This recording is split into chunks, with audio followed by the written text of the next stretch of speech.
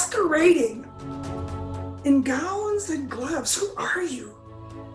We watch you rushing into those buildings. Well, actually, those big medical buildings, you're not rushing into them. You're weary and you're coming in exhausted and tired and going on to another shift, another place of service for others. And we know that. We know that, and we know all the applause that there is in this world for you. Everybody's applauding, and there's even a rumor of a ticker tape parade, and the Blue Angels flew over New York, and maybe there's a deeper story. Maybe there's a deeper story.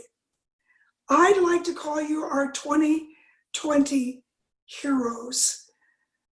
There were 9/11 heroes. There were those firemen who walked up those stairs with the heavy loads on their back, and the buildings were burning, and nobody really realized they were going to collapse. And the throngs of people were exiting the buildings while the firemen were going into it. And that's exactly what you're doing. You're walking into the danger when the rest of us are walking away from it, frightened, staying in our homes. Wow, you're our 2020 heroes. And all of this danger was propagated. It was propagated by one little teeny virus. Isn't that amazing? One tiny virus that escaped somehow, probably by a mistake, and has encompassed the entire world. The entire world is in quarantine because of one tiny virus. But you are our heroes of courage and hope because you are not isolated. You are not quarantined.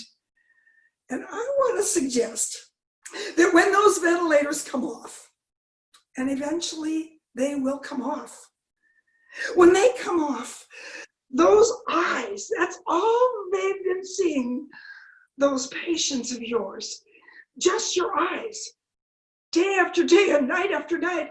They've seen no one else's eyes but your eyes and other healthcare workers' eyes. And when the ventilators come off, I want to suggest that they're going to want to see the who belongs to those eyes. They're going to want to see your faces. They're going to want to see who those gloved hands belong to. They're going to want to shake those hands if it's permissible again ever in our society. They're going to want to thank you because you have really been there when none of us could be there. You have helped them have the courage and the faith to survive. Oh, and for those who didn't survive, you were there when no one else could be there. No one else could be there. So when it's over, maybe sooner, maybe later, maybe much later, just know that you will be our heroes, that you need to stay well, that you need to protect your families from this virus. And we know that emotionally you need to be well, and spiritually you need to be well. We want you to know we care about that. And those of us with faith even pray that that will happen. So, forever and ever, you are our masked, gloved heroes. A few little takeaways that I would like to give to you is, number one, to know who you are. You went into this health professional experience for a reason that you didn't even understand at the time, that you would be the only people that could be with those who were ill and dying. So know who you are and reaffirm why you went into this profession.